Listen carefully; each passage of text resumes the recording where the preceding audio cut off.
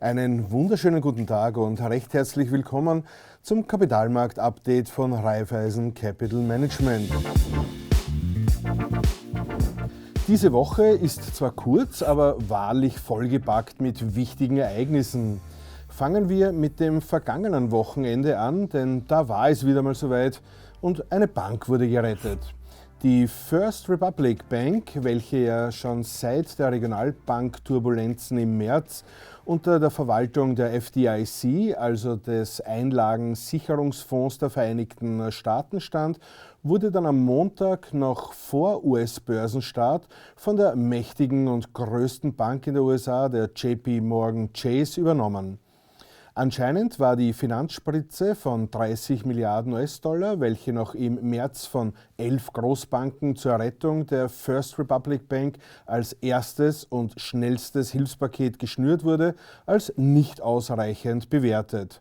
Kein Wunder auch, denn nach Bekanntgabe, dass alleine im ersten Quartal des Jahres mehr als 100 Milliarden US-Dollar seitens der Kunden abgezogen wurde, musste man akkurat und schnell handeln. Spannend ist, dass die USA hier dem Schweizer Vorbild gefolgt ist und Finanzmarktinteresse über die Regulatorik gestellt hat.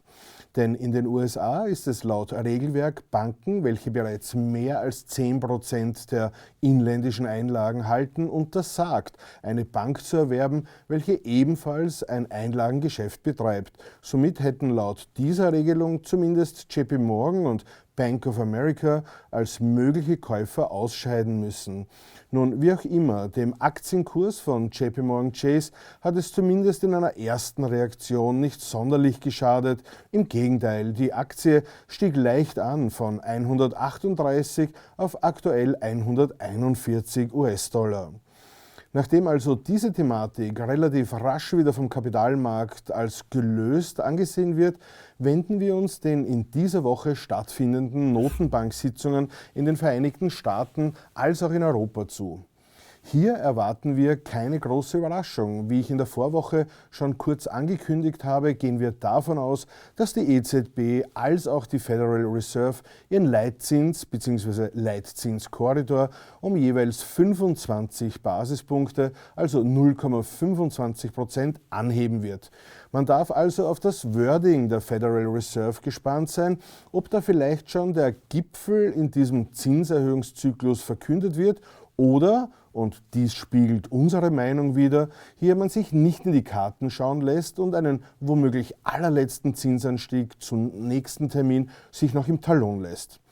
Wirft man hingegen noch einen Blick auf die vom Kapitalmarkt erwarteten US-Zinsbewegungen, dann sieht man ganz eindrucksvoll, dass man hier, beginnend mit dem Spätsommer, einen deutlichen Rückgang der US-Leitzinsen antizipiert. So sollten diese innerhalb der nächsten 18 Monate von ca. 5,25% auf 3,5% reduziert werden. Nun, wir werden sehen. Der EZB hingegen wird hier noch etwas mehr an Zinsanhebungen in nächster Zeit zugetraut.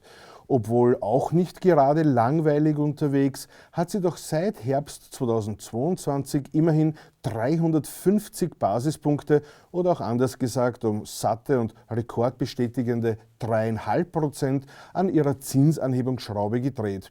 Aufgrund des nach wie vor bestehenden Inflationsproblems sind also weitere Zinsanhebungen im Ausmaß von 3 Mal zu je 0,25% zurzeit im Markt gepreist. Kommen wir gegen Schluss meiner Ausführungen noch auf ein weiteres Thema zu sprechen. Wie vielleicht den einen oder anderen unter euch nicht entgangen ist, nähern sich die Vereinigten Staaten von Amerika wieder einmal, muss man dann schon sagen, einem möglichen Zahlungsausfall. In den USA legt das Parlament in unregelmäßigen Abständen eine Schuldenobergrenze fest und bestimmt, wie viel Geld sich der Staat leihen darf. Diese Schuldengrenze liegt zurzeit bei rund 31,4 Billionen US-Dollar. Mittlerweile ist dieser Schuldendeckel erreicht und das US-Finanzministerium muss die Kapitalreserven anzapfen, denn die USA dürfen nun keine neuen Schulden mehr aufnehmen, um ihre Rechnungen zu begleichen. Wenn das Weiße Haus und der Kongress in einer Hand ist die Anhebung der Schuldenobergrenze meist nur eine Formsache. Doch diesmal braucht der demokratische US-Präsident Joe Biden die Republikaner dazu. Diese, unter ihrem Mehrheitsführer Kevin McCarthy aber, stemmen sich gegen eine Anhebung ohne deutliche Einsparungen bei gewissen Staatsausgaben. Nun, für ein paar Wochen reicht das Geld noch, doch spätestens rund um den 1. Juni muss wohl eine Erhöhung der Schuldenobergrenze durch sein, denn wenn nicht, ja, dann wäre der Zahlungsausfall der größten Volkswirtschaft der Welt besiegelt.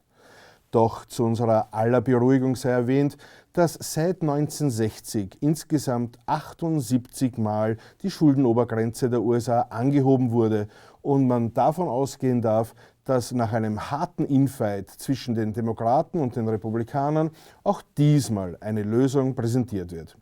In diesem Sinne, danke für eure Aufmerksamkeit. Wir freuen uns natürlich über ein Thumbs Up und mit einem Abo unseres Kapitalmarktkanals versäumt ihr auch in Zukunft absolut nichts mehr. Euer Christian Leinweber.